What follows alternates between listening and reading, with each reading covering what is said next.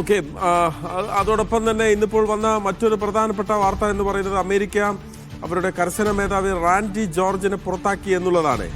ഇറാനിൽ നിന്ന് അമേരിക്ക പ്രതീക്ഷിച്ച കാര്യങ്ങളല്ല ഇത് ഈ വന്നിരിക്കുന്നത് എന്നുള്ളത് തന്നെയാണോ ഇപ്പോൾ ഇത്ര പ്രധാനപ്പെട്ട ഒരു തീരുമാനത്തിലേക്ക് അമേരിക്കയെ പ്രേരിപ്പിച്ചത്?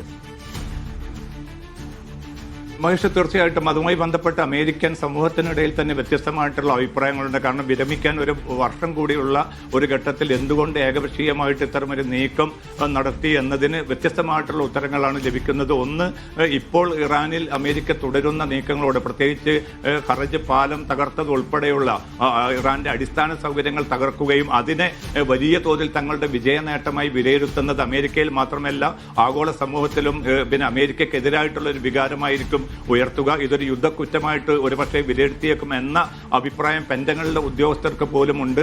അതിൽ റാൻഡി ജോർജും ആ ഒരു സമീപനം ഒരുപക്ഷെ സ്വീകരിച്ചേക്കും എന്നതാണ് പ്രതിരോധ സെക്രട്ടറിയെ ഇടപെടിച്ചുകൊണ്ട് അദ്ദേഹത്തെ പൊടുന്നനെ തന്നെ പിന്നെ ഈ ഒരു വർഷം സമയപരിധി ഉള്ളൊരു ഘട്ടത്തിൽ തന്നെ പുറന്തള്ളാനുള്ള തീരുമാനത്തിന് പ്രേരിപ്പിച്ചതെന്ന റിപ്പോർട്ടുകളാണ് പുറത്തു വരുന്നത്. എന്തായാലും പിന്നെ അതോടൊപ്പം തന്നെ മറുവിഭാഗവുമായിട്ട്, പ്രത്യേകിച്ച് ഡെമോക്രാറ്റുകളുമായിട്ടൊക്കെ വലിയ തോതിലുള്ള ഒരു സമ്പർക്കം പുലർത്തുന്നു എന്നതും റാൻഡി ജോർജിനെതിരായിട്ടുള്ള ഒരു വിലയിരുത്തലായിട്ട് വിധിയായിട്ട് അമേരിക്കൻ നേതൃത്വം, നിലവിലുള്ള ഭരണ നേതൃത്വം കാണുന്നുണ്ട്.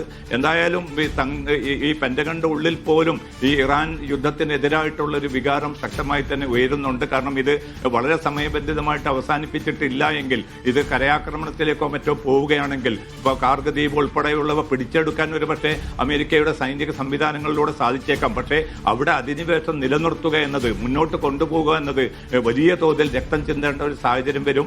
നൂറുകണക്കിന് അമേരിക്കൻ സൈനികർ കൊല്ലപ്പെടുന്ന ഒരു അവസ്ഥയുണ്ടാകും എന്ന മുന്നറിയിപ്പ് നൽകുന്നത് പെന്റഗണിലെ തന്നെ ചില ഉദ്യോഗസ്ഥരാണെന്ന റിപ്പോർട്ടുകൾ പോലും അമേരിക്ക പുറത്തുവിടുന്നുണ്ട്. അപ്പൊ അത്തരമൊരു ഘട്ടത്തിൽ പിന്നെ ഏറ്റവും തീക്ഷ്ണമായിട്ടുള്ള ഒരു പരീക്ഷണ അവസ്ഥയിലൂടെയാണ് ഇപ്പോൾ ട്രംപ് ഭരണകൂടം കടന്നു പോകുന്നത്. അതുകൊണ്ട് ഈ യുദ്ധം ഏത് രീതിയിൽ മുന്നോട്ട് കൊണ്ടുപോകണമെന്ന് സംബന്ധിച്ച തികഞ്ഞ അവ്യക്തത ട്രംപിന് മാത്രമല്ല ട്രംപ് ഭരണകൂടത്തിലുള്ളവരെയും പിടികൂടി എന്നാണ് അവരുടെ വ്യത്യസ്തമായിട്ടുള്ള വിരുദ്ധമായിട്ടുള്ള പ്രതികരണങ്ങളിൽ നിന്ന് വ്യക്തമാകുന്നത്.